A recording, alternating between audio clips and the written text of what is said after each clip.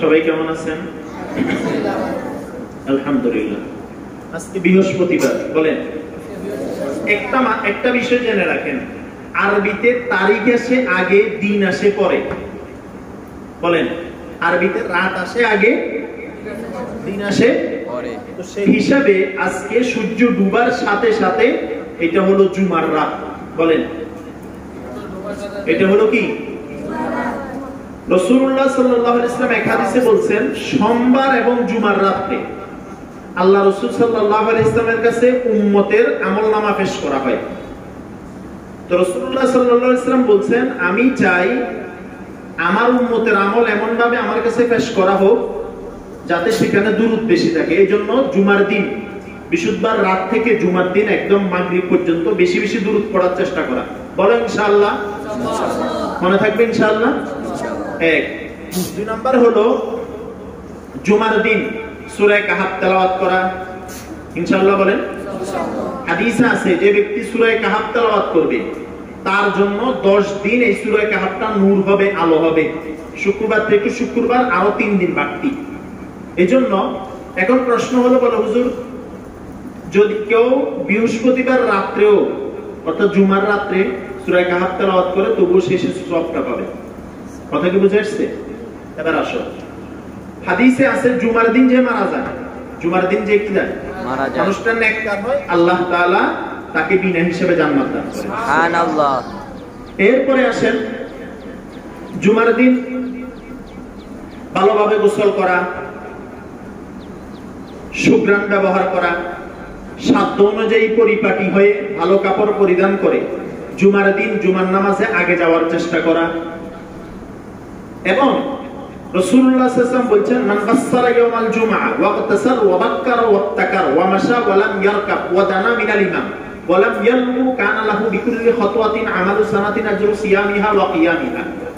জুমার দিন যে ব্যক্তি গোসল করবে, সুঘ্রাণ ব্যবহার করবে, জলদি জলদি মসজিদের দিকে রওনা দিবে, পায়ে হেঁটে যাবে, যাই ইমাম বরাবর বসবে, দুনিয়াবি কোনো কথা বলবে না, আল্লাহ তাআলা জুমাতে যাওয়া থেকে আসা পর্যন্ত, জুমাতে যাওয়া থেকে যে পরিমাণ কদম উঠেছে আর কদম ফেলছে, প্রতি কদমের বিনিময়ে 1 বছরের নফল রোজা আর 1 বছরের নফল ইবাদতের সওয়াব আল্লাহ তাআলা দিবেন। সুবহানাল্লাহ। এবার আসেন জুমার দিন আরেকটা চমৎকার আমল আছে। রাসূলুল্লাহ সাল্লাল্লাহু আলাইহি ওয়াসাল্লাম বলেন, মুসলিম শরীফের হাদিস, জুমার দিন যে সন্তান মাতা পিতার কবর জিয়ারত করে, কি মাতা পিতার বাবা মারা গেছে অথবা বাবা মারা গেছে, আল্লাহ তাআলা গুফিরা লাহু, ওই মুদ্দাকে আল্লাহ মাফ করে দেন। সুবহানাল্লাহ বলো। ওয়া কুতিবা বাররান, এবং ওই সন্তানকে আল্লাহ নেককার সন্তান হিসেবে কবুল করেন। এখন প্রশ্ন, হুজুর আমরা তো এখানে থাকি, তো আমরা কেমনে যাব মায়ের কবরে, বাপের কবরে, দূরে কেমনে যাব? তো এখানে আমাদের একটা কবরস্থান আছে কিনা?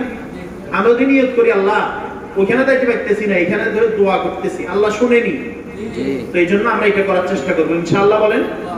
আর জুমার দিন এমন একটা সময় আছে, এই সময়ে আল্লাহর কাছে হালাল যাহা চায় তাহা আল্লাহ তাআলা দান করেন। ওই সময়টা কখন? এই বিষয়ে 50টা মত আছে। কয়টা? 50টা। তবে গ্রহণযোগ্য মতামত হলো মাগরিবের শুরু, আসরের শেষ টাইম, অর্থাৎ শেষ আধা ঘন্টা। এই জন্য জুমার দিন আধা ঘন্টা আগে দোয়াতে বসে যাবেন। আমি আগেও বলছি, দোয়া, নামাজ যেমন ইবাদত, দোয়া কি আলাদা ইবাদত কিনা? হাদিসে আছে কি, দোয়াও দোয়াই ইবাদত। আরেকটা হাদিস আছে, দোয়াও মাকুল, দোয়া হলো ইবাদতের মগজ। এজন্য দোয়া করার চেষ্টা করবেন। কি কি দোয়া করবেন? এখন কত দোয়া আছে, আমরা সব দোয়া তো পারবো না, একটা দোয়া শিখে দিবেন। আল্লাহুম্মা ইন্না নাসআলুকা, বলেন, মা সাআলাকা মিনহু নাবিয়্যুকা ওয়া রাসূলুকা মুহাম্মদ সাল্লাল্লাহু আলাইহি ওয়াসাল্লাম ওয়া নাউযু বিকা মিন শাররি মাস্তাআযাকা মিনহু নাবিয়্যুকা ওয়া রাসূলুকা মুহাম্মদ সাল্লাল্লাহু আলাইহি ওয়াসাল্লাম। আরেকটা কথা, যার যা দরকার সে নিজের জন্য দোয়া না করে অন্যের জন্য দোয়া করবেন ইনশাআল্লাহ বলেন। তাহলে জুমার দিনের আমলগুলোর কথা মনে থাকবে। ফজরের পর সূরা ইয়াসিন, কোরআন খতম, ঘুম থেকে উঠে গোসল, এরপরে নখ কাটা, পাক সাকবের কাজগুলো করে নেওয়া, কাপড় পরিষ্কার করা, জলদি জলদি জুমার জন্য প্রস্তুতি গ্রহণ করা ইনশাআল্লাহ। আল্লাহ তাআলা আমাকে, আমাদের সবাইকে আমল করার তৌফিক দেন। আসসালামু আলাইকুম ওয়া রাহমাতুল্লাহি ওয়া বারাকাতুহু।